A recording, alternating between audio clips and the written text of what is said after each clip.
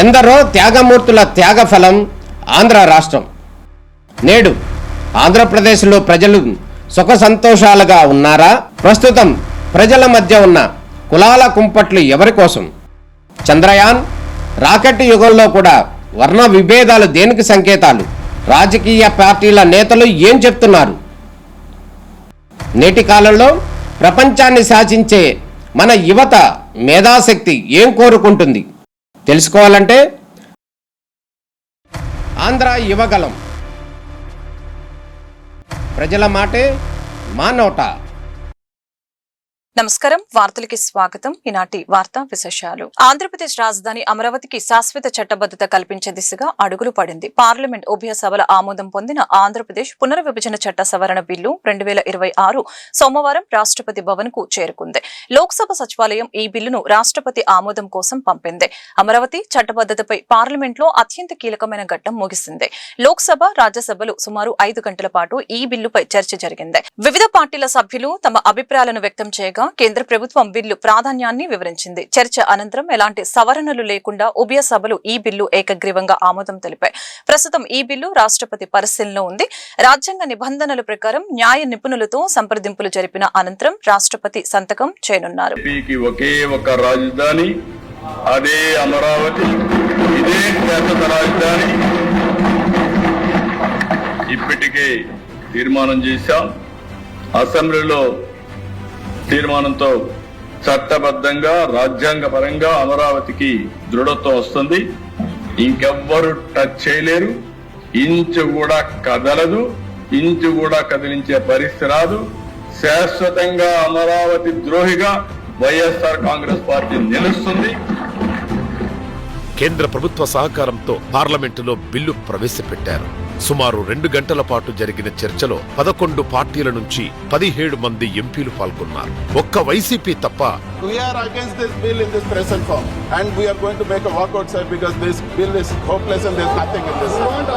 మిగిలిన అన్ని పార్టీలు బిల్లుకు మద్దతు తెలిపాయి. जो सदस्य इसके पक्ष में है वो हाँ कहे, जो सदस्य विरोध में है वो ना कहे. मेरे विचार में निर्णय हाँ वालों के पक्ष में हुआ, हाँ वालों के पक्ष में हुआ.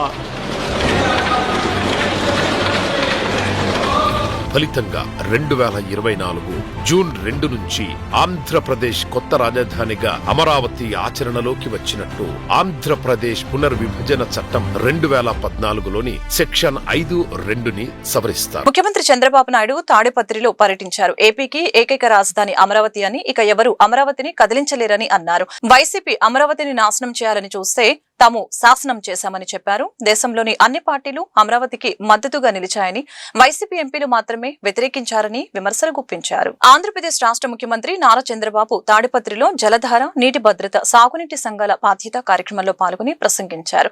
నీరు మనందరికీ సర్వస్వమని, దానిని సంరక్షించుకోవడానికి 100 రోజుల యాక్షన్ ప్లాన్ చేపట్టామని తెలియజేశారు.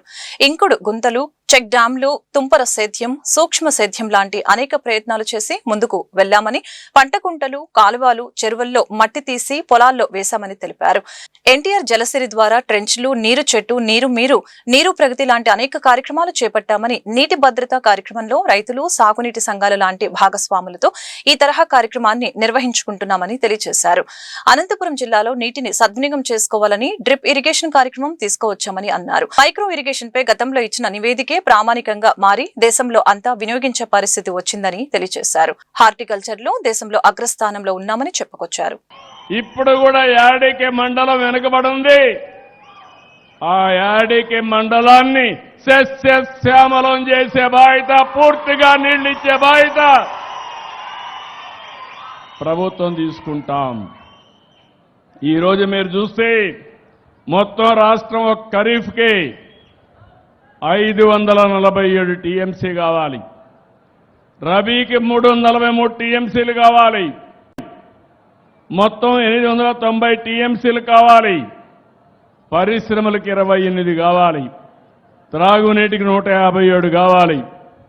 మొత్తం మీరు ఒకసారి చూస్తే 1300 టీఎంసీ నీళ్లు కావాలి.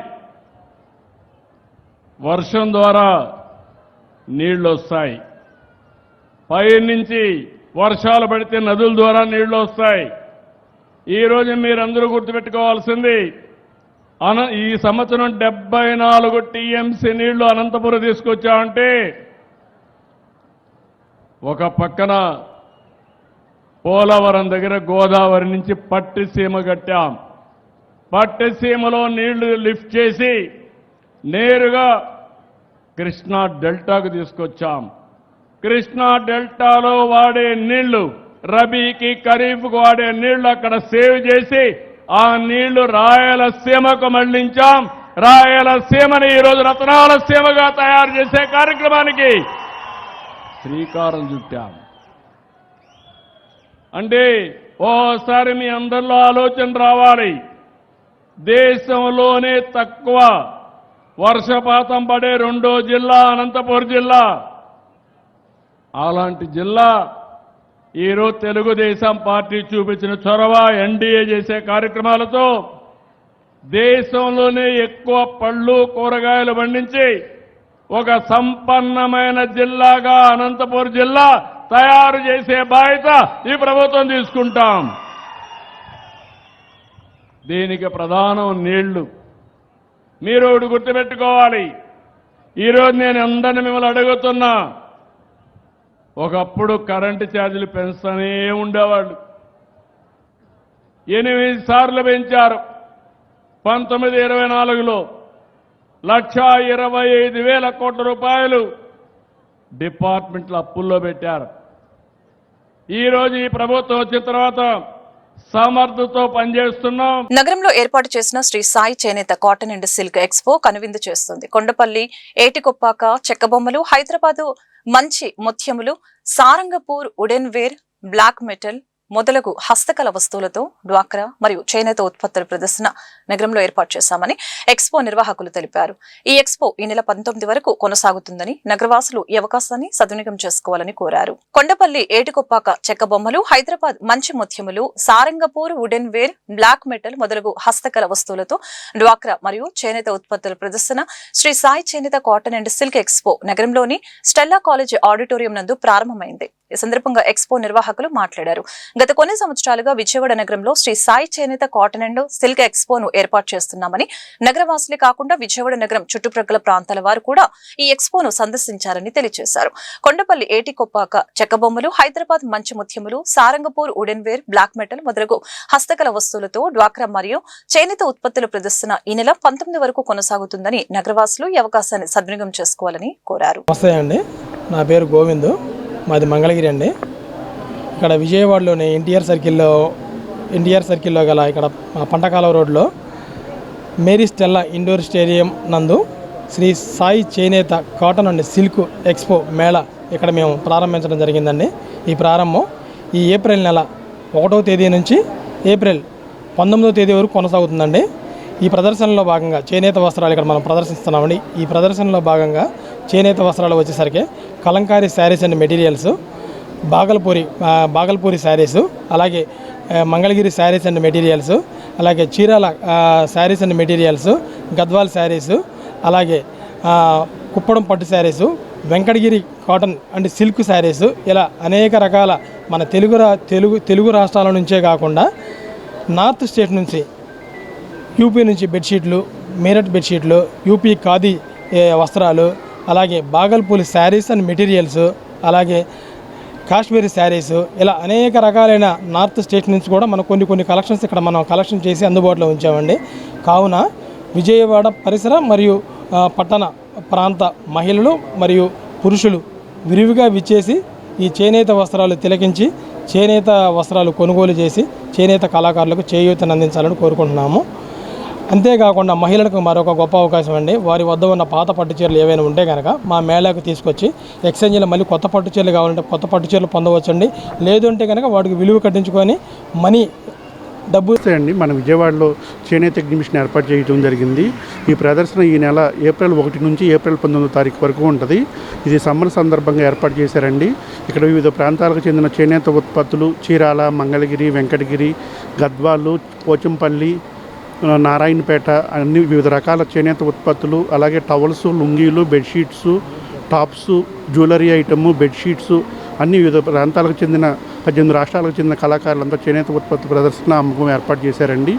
విజయవాడ ప్రజలు ఎప్పుడూ చేనేత ఉత్పత్తులు చక్కగా కొనుగోలు చేసి మమ్మల్ని ఆదరిస్తూ ఉంటారు. అది ఈ ప్రదర్శన ఉదయం 10 గంటల నుంచి రాత్రి 9 గంటల వరకు ఉంటుంది. ప్రవేశం ఉచితం, పార్కింగ్ ఉచితం. విజయవాడ ప్రజలందరూ ఎప్పటిలాగా మమ్మల్ని ప్రోత్సహించి చేనేత ఉత్పత్తులు తిలకించి కొనుగోలు చేసి మమ్మల్ని ప్రోత్సహించవలసిందిగా కోరుచు. మత సామరస్యం పాటించే విజయవాడ నగరానికి తాను ఎంపీగా ఉండటం తన అదృష్టమని ఎంపీ కేశినేని శివనాథ్ పేర్కొన్నారు. గత ప్రభుత్వ హయాంలో గుంటూరు వంటి చోట్ల క్రైస్తవ ఆస్తులపై దాడులు జరిగిన పరిస్థితి నేడు లేదని ఆయన స్పష్టం చేశారు. ముఖ్యమంత్రి నారా చంద్రబాబు నాయుడు క్రైస్తవుల అభ్యున్నతికి కాంక్షించే గొప్ప నాయకుడని కొనియాడారు. విజయవాడ గాయత్రీనగర్లోని మారనాథ దేవాలయ సేవా సంఘం మరియు గ్రేటర్ విజయవాడ పాస్టర్స్ ఫెలోషిప్ సంయుక్త ఆధ్వర్యంలో నిర్వహించిన కార్యక్రమంలో కేశినేని ఫౌండేషన్ ఆర్థిక సహాయంతో సమకూర్చిన అంతిమ యాత్ర వాహనాన్ని ఎంపీ కేశినేని శివనాథ్ చిన్ని అందజేశారు. ఈ సందర్భంగా ఎంపీ కేశినేని చిన్ని మాట్లాడుతూ ఆంధ్రప్రదేశ్ లో అన్ని మతాలను గౌరవించే రాష్ట్రమని, విజయవాడ సర్వమత సమ్మేళనానికి నిలువుటద్దమని పేర్కొన్నారు. కూటమి ప్రభుత్వం క్రైస్తవుల సంక్షేమానికి కట్టుబడి ఉందని, గత ప్రభుత్వ హయాంలో గుంటూరు వంటి చోట్ల క్రైస్తవ ఆస్తులపై దాడులు జరిగిన పరిస్థితి నేడు లేదని ఆయన స్పష్టం చేశారు. అమరావతి రాజధానికి పార్లమెంట్ ఆమోదం లభించిన నేపథ్యంలో విజయవాడ అభివృద్ధిని ఎవరూ అడ్డుకోలేరని, నగరం త్వరలోనే గ్రేటర్ మున్సిపల్ కార్పొరేషన్ గా ఎదుగుతుందని ఈ సందర్భంగా తెలియజేశారు. అనంతరం ఎమ్మెల్యే గద్దె రామ్మోహన్ మాట్లాడుతూ ఎంపీ చిన్ని సహకారంతో నగరంలోని క్రైస్తవులు ఎదుర్కొంటున్న అన్ని సమస్యల్ని పరిష్కరిస్తామని ఈ సందర్భంగా హామీ ఇచ్చారు. గ్రేటర్ విజయవాడ అవుతుందని ముందుగానే ఊహించి 5 ఏళ్ల క్రితమే పాస్టర్స్ ఫెలోషిప్ ఏర్పాటు చేసిన నిర్వాహకులను ఈ సందర్భంగా అభినందించారు. నగరంలో ఈ మహానగరమైన విజయవాడలో అందరం కూడా అన్నదమ్ముల్లాగా కలిసి, కుల మతాలకు అతీతంగా అందరం కూడా అన్నదమ్ముల్లాగా కలిసి ఈ విజయవాడని ఒక మహానగరంగా తీసుకెళ్లే కార్యక్రమంలో అందరం కూడా కలిసికట్టుగా పనిచేస్తున్నాం. దానిలో భాగంగానే ఇవాళ greater Vijayawada pastors fellowship association వారికి కేశినేని ఫౌండేషన్ ఆధ్వర్యంలో ఇవాళ ఒక వ్యాను, వాళ్ళు ఎలక్షన్ ముందు నేను మాట ఇవ్వడం జరిగింది 2 వ్యాన్లు ఇస్తానని. ఇవాళ ఒక వ్యాను, మళ్ళీ ఒక 2-3 నెలల్లో 2వ వ్యాన్ కూడా రెడీ చేసి సిద్ధం చేసి వారి అవసరాలకు తగ్గట్టుగా ఈ వ్యాన్ ఇవ్వటం జరిగింది. నిజంగా అది కూడా నాకు అత్యంత అభిమానించే గద్దె రామ్మోహన్ రావు గారి చేతుల మీదుగా ఇది ప్రారంభించి ఇవాళ నుంచి ఇవ్వటం జరిగింది. తప్పకుండా మనం అందరం కూడా ఆశ్చర్యపడే విషయం ఏంటంటే, రేపు రాబోయే కాలంలో గ్రేటర్ విజయవాడ కాబోతుంది. ఈ గ్రేటర్ విజయవాడని ఇక్కడ ఉన్న దైవజనులందరూ కూడా ఎప్పుడో గ్రేటర్ విజయవాడ పాస్టర్స్ అసోసియేషన్ పెట్టుకుని మాకు ఒక మార్గదర్శనం చూపించారు. అది ప్రారంభించి కూడా 5 సంవత్సరాలు అయిందంట. తప్పకుండా ఈ సందర్భంగా వారికి అభినందనలు తెలియజేసుకుంటూ, వాళ్ళందరూ కూడా ఒకటే కోరుతున్నాం, మన మంచి ప్రభుత్వం, ఈ మంచి ప్రభుత్వంలో కుల మతాలకు అతీతంగా గౌరవ ముఖ్యమంత్రి నారా చంద్రబాబు నాయుడు గారు ఒకటే చెబుతారు, ఇది మనం ఆంధ్రప్రదేశ్ రాష్ట్రం దేశంలోనే నెంబర్ 1 సెక్యులర్ రాష్ట్రంగా ఉండాలి, ఏ కుల మతాలకు ఇబ్బంది లేకుండా ఉండాల్సిన రాష్ట్రం ఆంధ్రప్రదేశ్ అని అంటున్నారు అని పెద్దగా వ్యాఖ్యానిస్తూ ఉంటారు. పండుగ సందర్భంగా ఈ పర్వదినం అయిన ఈ రోజున కేశినేని ఫౌండేషన్ ద్వారా కేశినేని చిన్ని గారు విజయవాడ గ్రేటర్ పాస్టర్స్ సమాఖ్య మొత్తానికి 2 వ్యాన్లు ఇవ్వడానికి నిర్ణయించి, ఒక వ్యాన్ ఈ రోజున నా చేతుల మీద కూడా ఇప్పించిన మనస్ఫూర్తిగా ఆ దేవుడి యొక్క అనుగ్రహం నేను భావిస్తూ వందనాలు తెలియజేస్తూ, ఆంధ్ర రాష్ట్రంలో నారా చంద్రబాబు నాయుడు గారు ముఖ్యమంత్రి అయిన దగ్గర నుంచి కూడా కులాల మధ్య భేదాలు రాకుండా, మతాల మధ్య ఎలాంటి అభిప్రాయ భేదాలు లేకుండా మత సామరస్యాన్ని కాపాడడానికి పెద్దపీట వేసి పరిపాలన చేసిన సంగతి ప్రతి ఒక్కళ్ళు కూడా ఒప్పుకోక తప్పదు.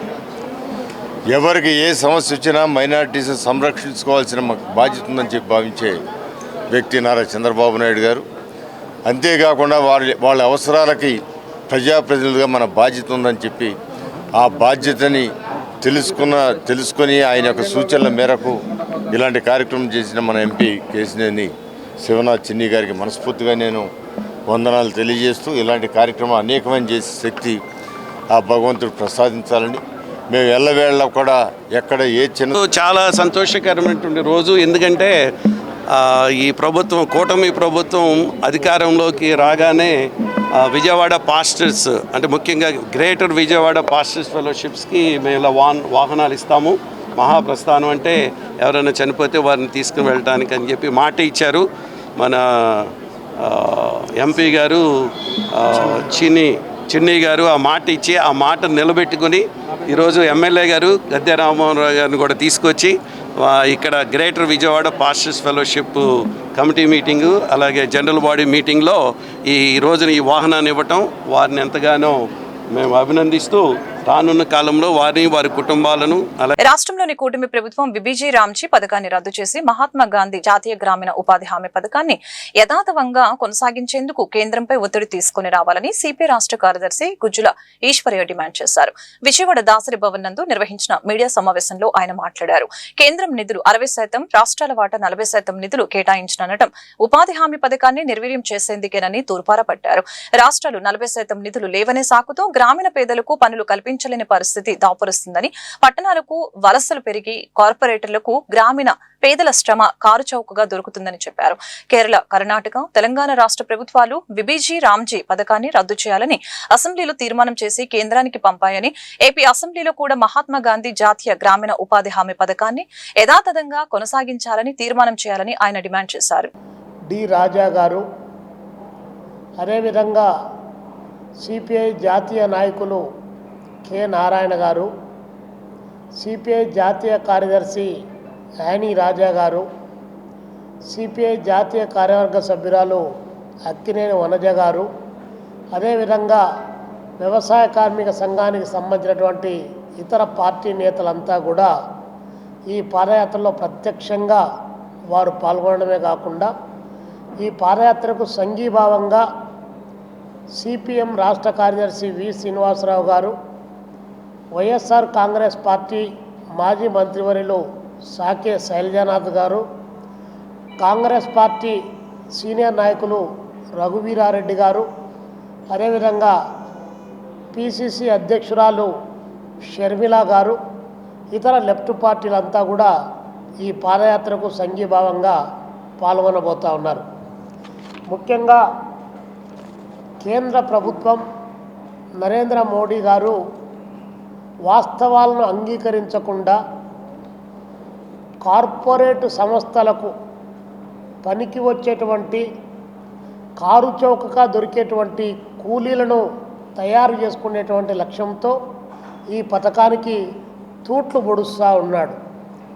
ప్రధానంగా ఈ పథకం స్టార్ట్ అయినప్పుడు కేవలం 2 కోట్ల మందే 2005లో కమ్యూనిస్టుల పోరాట ఫలితంగా ఆంధ్రప్రదేశ్ శాశ్వత రాజధానిగా అమరావతికి పార్లమెంట్ లో చట్టబద్దత కల్పించిన సందర్భంగా రాజధాని ప్రాంతం రైతులు, మహిళలు అమ్మవారికి సారె, చీర, సంబరాలతో కొండవీడు వాగు ఆనకట్ట ప్రాంతం నుండి పాదయాత్రగా బయలుదేరి ప్రకాశం బ్యారేజీ మీదుగా శ్రీ కనకదుర్గ నగర్ లిఫ్ట్ వైపు నుండి ఇంద్రకీలాద్రి చేరారు. అమరావతి రైతులకు ఆలయం చైర్మన్ శ్రీ బొర్రా రాధాకృష్ణ గాంధీ కనకదుర్గ నగర్ ఎంట్రన్స్ లో స్వాగతం పలికి వారితో పాటు ఆలయానికి చేరుకున్నారు. ఈ ఆలయ ఈవో వికే సీనా నాయక్ ఆధ్వర్యంలో అర్చక బృందం ప్రధాన రాజగోపురం వద్ద రైతుల్ని స్వాగతించి శ్రీ అమ్మవారి దర్శనం చేయించారు. దర్శనం అనంతరం వేద ఆశీర్వచనం అందించి అమ్మవారి కుంకుమ ప్రసాదాలను చైర్మన్ ఈవో వారులు అందజేశారు. రైతులంతా అమ్మవారి అన్నప్రసాదం స్వీకరించి ముందుకు సాగారు.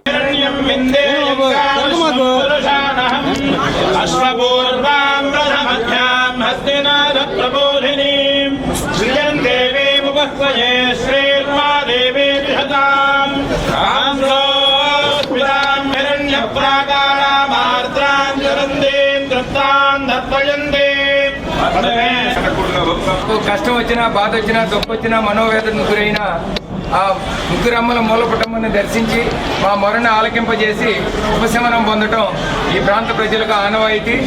దాని ప్రకారమే ఈ రాజధానికి కూడా చట్టబద్ధత కావాలని అమ్మవారిని కోరుకోవడం జరిగింది.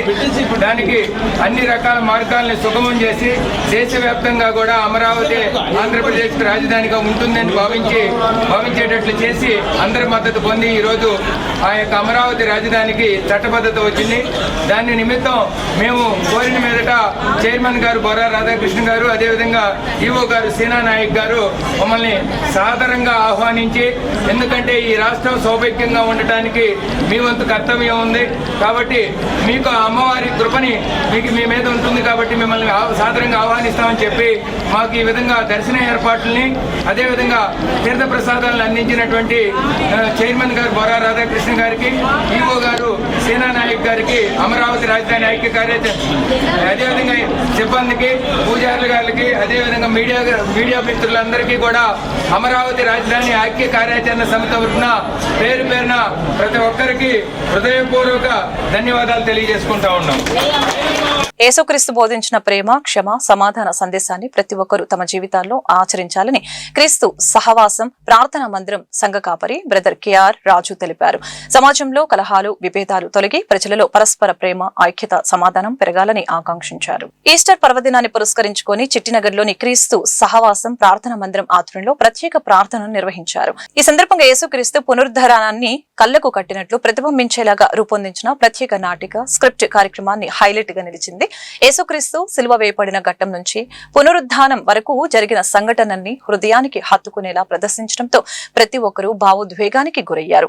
ఈ సందర్భంగా సంఘ కాపరి బ్రదర్ కేఆర్ రాజు మాట్లాడారు. యేసుక్రీస్తు పునరుద్ధానం క్రైస్తవ విశ్వాసానికి మూలస్తంభమని ఈ సందర్భంగా తెలియజేశారు. ద్వేషాన్ని ప్రేమతో, చెడుని మంచితో జయించాలని యేసు బోధించారని, ఆ సందేశాన్ని ప్రతి ఒక్కరూ తమ జీవితంలో ప్రతిఫలింపచేయాలని ఆయన పిలుపునిచ్చారు. అందరికి వందనాలు తెలియజేసుకుంటూ, మరి దినాన్న ఈస్టర్ పండుగ పర్వదినం వేడుకలు ప్రపంచమంతా యేసుక్రీస్తు ప్రభువారి పునరుద్ధానమును మరి పండగగా జరుపుకొనిచుండగా మేము కూడా ఆయన పునరుద్ధాన వేడుకను మరి టైలర్పేట ప్రాంతం నుంచి క్రీస్తు సహవాసం అనే సంఘం నుంచి సంఘ సభ్యులు అందరూ కలిసి మరి ఆయన పునరుద్ధాన వేడుకను అందరికీ కళ్ళకు కట్టినట్లుగా మరి నాటిక రూపంలో, స్క్రిప్ట్ రూపంలో అందరికీ మరి చూపించాలని మేము చేసిన ప్రయత్నానికి ఆ యేసుక్రీస్తు ప్రభువారు మాకు సహాయంగా నిలబడి ఆయన ఆత్మస్వరూపి అయిన దేవుడు మరి మా కార్యక్రమం అంతటిని ఆయన మహిమకరంగా జరిపించుకున్నాడు. అందుని బట్టి అదేవాది దేవుని మహిమపరుస్తున్నాం. అదే రీతిగా మరి స్క్రిప్ట్ మొత్తానికి ఎవరైతే ఆది నుంచి అంతం వరకు మాకు తోడుగా ఉండి మరి వారి సహాయ సహకారాలు అందించారో వారికి కూడా యేసుక్రీస్తు ప్రభు వారి పేట కృతజ్ఞతలు తెలియజేసుకుంటూ, మరి భూమి పుట్టినది మొదలుకొని ఇప్పటి వరకు అనేక మంది గొప్పవారు, గనులైన వారు చనిపోయారు, కానీ లేపబడిన వాడు ఒక్కడే యేసుక్రీస్తు ప్రభువారు. అందుని బట్టి పునరుద్ధరణైన క్రీస్తుని మేము ప్రకటిస్తున్నాము. మృతుల్లో నుంచి లేపబడిన వాడు ఆయన ఒక్కడే ఆది సంభూతుడై మనుషుల పాపాల కోసం ఆయన భూమి మీదకు వచ్చి తనకు తాను ఆయన రిక్తుడిగా మార్చబడి మరి మనుషుల పాపాలన్నీ ఆయనపై మోపుకొని మరణపు ముళ్ళును విరగదీస్తున్న దేవుడు. ఆయన నమ్ముకున్న వారు చనిపోయినను తిరిగి లేస్తారని చెప్పి ఆయన ప్రపంచ మానవాళికి ఒక గొప్ప సువార్తను అందించారు. ఆ సువార్తని జనులందరిలోకి తీసుకువెళ్ళడానికి మాకు సహాయం చేసిన ప్రతి ఒక్కరికి ప్రభువైన యేసుక్రీస్తు వారి పేట వందనాలు తెలియజేసుకుంటే, ఇటువంటి కార్యక్రమాల్లో మరి మాకు తోడుగా ఉంటున్న మా మరి సహోదరులకు కానీ సంఘస్థులకు కానీ ఈ టైలర్పేట ప్రాంత వాసులకు అందరికీ ప్రభు పేట కృతజ్ఞతలు, ధన్యవాదాలు తెలియజేసుకుంటూ, అదే రీతిగా మీడియా వారు కూడా మరి ప్రతి ప్రోగ్రామ్ని ఎంతో ఆసక్తిగా ప్రజల్లోనికి తీసుకువెళ్తున్నందుకు వారికి కూడా మా సంఘం పేరిట మరి మా టైలర్పేట ప్రాంతం పేరిట కూడా కృతజ్ఞతలు తెలియజేసుకుంటూ, అవకాశం ఇచ్చిన మీడియా వారికి మరి ప్రభు పేట ప్రత్యేకమైన వందనాలు తెలియజేసుకుంటూ సెలవు తీసుకున్నాం. అందరికీ వందనాలు. అంతర్జాతీయ ప్రమాణాలతో ఉన్నత విద్యను అందించడమే లక్ష్యంగా ఎస్కేపీవీవి డోకుపర్తి ఉపేంద్ర హై స్కూల్ ని ప్రారంభించడం అభినందనీయమని విజయవాడ ఎంపీ శివనాథ్, ఎమ్మెల్యే మండలి బుద్ధప్రసాద్ తెలిపారు. ప్రతి మధ్యతరగతి విద్యార్థికి ఉన్నత ప్రమాణాలతో విద్యను అందిస్తున్న ఎస్కేపీవీవి హిందూ హై స్కూల్స్ కమిటీ తమ నూతన SKPVV Dokuparthi Upendra high school ని జక్కంపూడిలో రాజధానికి దగ్గరగా నిర్మాణం చేయడం ముదావాహమని తెలిపారు. రానున్న కాలంలో మరెంతో మందిని ప్రతిభావంతమైన విద్యార్థులుగా తీర్చిదిద్దాలని ఆయన ఆకాంక్షించారు. అంతర్జాతీయ ప్రమాణాలతో రాజధానికి సమీపంలో SKPVV Hindu high schools committee తమ నూతన SKPVV Dokuparthi Upendra high school ని ఘనంగా ప్రారంభించారు. ఈ స్కూల్ ప్రారంభోత్సవ కార్యక్రమంలో Vijayawada MP Chinni, MLA Buddhaprasad, MLA Rajagopal Tatayya, Dudekula corporation chairman Nagul Meera, TDP senior నాయకులు Bommasani Subbarao, Gollapudi market yard chairman Narravasu, SKVP central Gopireddy Mallaiah, అధ్యక్షులు Seshaiah, MS Baig, KBN secretary Srinivas, SKVP principal Shyamala, దాత ఉపేంద్రలతో కలిసి జ్యోతి ప్రజ్వలన చేసి ఘనంగా ప్రారంభించారు. అనంతరం principal P Shyamala, KBN secretary Srinivas మాట్లాడారు. విజయవాడ ప్రాంతంలో మరెక్కడా లేని విధంగా 6.5 ఎకరాల విశాలమైన ప్రాంగణంలో పాఠశాల ఏర్పాటు చేసినట్లు తెలియజేశారు. నర్సరీ నుంచి 7వ తరగతి వరకు క్లాసులు ప్రారంభమైనట్లు చెప్పారు. ప్రతి తరగతిలో ఇంటరాక్టివ్ బోర్డ్స్ ఏర్పాటు చేశామని, ఎకో ఫ్రెండ్లీ క్యాంపస్ గా పాఠశాలను అభివృద్ధి చేస్తున్నామని చెప్పారు. మనం చూస్తే పక్కనే ఉన్న జక్కంపూడి కాలనీ, ఈ జక్కంపూడి కాలనీలో ఎంతోమంది పేద ప్రజలు నివసించే ప్రాంతం. ఈ ప్రాంతంలో స్కూల్ ఎక్కడా కూడా లేదు. ఇందాకే మా సుబ్బారావు కూడా చెప్తున్నాడు, స్కూల్ కోసం ఎక్కడికన్నా వెళ్ళాలంటే 15,000 రూపాయలు ట్రాన్స్పోర్టేషన్ కూడా అవుతుందని వాళ్ళందరూ చెప్పుకున్నారు. అటువంటి వాళ్ళందరూ కూడా నివసించే ఈ ప్రాంతంలో ఈ స్కూల్, అది కూడా స్కూల్ అంటే ఏదో చిన్న స్కూల్ లాగా కాదు, ఇంటర్నేషనల్ స్కూల్లో చూసాం. మొత్తం స్కూల్ అంతా కూడా కలియతీరడం జరిగింది. ఎక్కడైతే ఇంటర్నేషనల్ స్కూల్స్ హైదరాబాద్లో ఏ విధమైన ఫెసిలిటీస్ విద్యార్థులకు ఇచ్చారో అటువంటి ఫెసిలిటీస్ దగ్గరలో అన్నీ తీసుకొచ్చే విధంగా వీళ్ళు రూపొందించడం చాలా ఆనందంగా ఉంది నిజంగా. అందుకే కమిటీ ఇప్పుడు దాదాపు 7 సార్లు 8 సార్లు వచ్చాను కాలేజీకి ఎప్పుడు పిలిచినా. ఎందుకంటే విజయవాడ ప్రాంతంలో ఒక పేద విద్యార్థి చదువుకుంటున్నాడు, ఒక చిన్న మధ్యతరగతి విద్యార్థి చదువుకుంటున్నాడు అంటే అది ఈ సొసైటీ ద్వారానే చదువుకుంటున్నానని నా యొక్క ఆలోచన. 20 సంవత్సరాల చరిత్ర కలిగిన ఎస్కేబీ హిందూ హై స్కూల్ కమిటీలో ఈ డోగుపత్రి హిందూ హై స్కూల్ అనేది 8వ సంస్థ. ఇప్పుడు already MSR school, Chitturu school already మేము రన్ చేస్తున్నాము. కానీ ఆ రెండు కూడా అంతకుముందు పెట్టిన బిల్డింగుల్లో ఈ పెట్టడం జరిగింది. కానీ పిల్లలకి ఏ రకంగా ఉంటే ఆ బిల్డింగ్ బాగుంటుంది, ఏ రకంగా ఉంటే వాళ్ళకి బాగా చెప్పడానికి అవకాశం ఉంటుందో చూసి ఆ ఆలోచనతో రూపకల్పన చేసిందే ఇది. రాబోయే తరాలకి తగే విధంగా దీన్ని తయారు చేయడం జరిగింది. అలాగే ఇక్కడ ఎడ్యుకేషన్ కూడా రాబోయే భవిష్యత్తులో పిల్లలకి ఏ రకంగా కావాలో ఆ రకంగా ఇక్కడ ప్లాన్ చేసుకోవడం జరిగింది. ఖచ్చితంగా ఇది విజయవాడ సిటీకి బ్రహ్మాండమైన ఇన్స్టిట్యూషన్ అవుతుంది. ఖచ్చితంగా పిల్లలందరూ కూడా ఇందులో చదివిన ప్రతి పిల్లలు కూడా సక్సెస్ఫుల్గా బయటికి వెళ్తారని చెప్పి ఆశిస్తున్నాం. థ్యాంక్ యూ అండి. నా పేరు శ్యామల. నేను ఈ ఎస్కేపీవి ఇన్స్టిట్యూషన్స్లో 13 సంవత్సరాల నుంచి వర్క్ చేస్తున్నాను. 12 సంవత్సరాలుగా ప్రిన్సిపల్గా వర్క్ చేస్తున్నాను ఎంఎస్ఆర్ స్కూల్లో. ఇప్పుడు ఆ సంస్థ వాళ్ళే నన్ను ఈ కొత్త ఇన్స్టిట్యూషన్ ఎస్కేపీవి డోగుపర్తి ఉపేంద్ర హై స్కూల్కి ప్రిన్సిపల్గా అపాయింట్ చేశారు. దానికి సంస్థ అందరికీ రుణపడి ఉంటాం. సంస్థ గురించి వస్తే ఇది కంప్లీట్లీ సిబిఎస్ఈ కరికులంతో స్టార్ట్ అవుతున్న ఇన్స్టిట్యూషన్ అండి.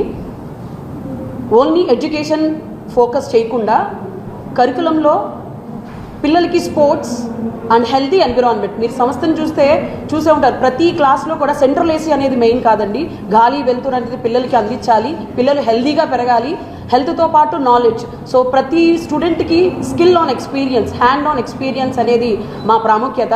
చాలామంది పుస్తకాల నుంచి ప్రాక్టికల్కి వెళ్తారు, మేము ప్రాక్టికల్స్ నుంచి పుస్తకాల్లోకి తీసుకురావాలి అనే ఒక కండిషన్తో ఈ సంస్థని ముందుకు తీసుకెళ్దాం అనుకుంటున్నాం. ఈరోజు విజయవాడ ప్రజలకి శుభాభినందనలు.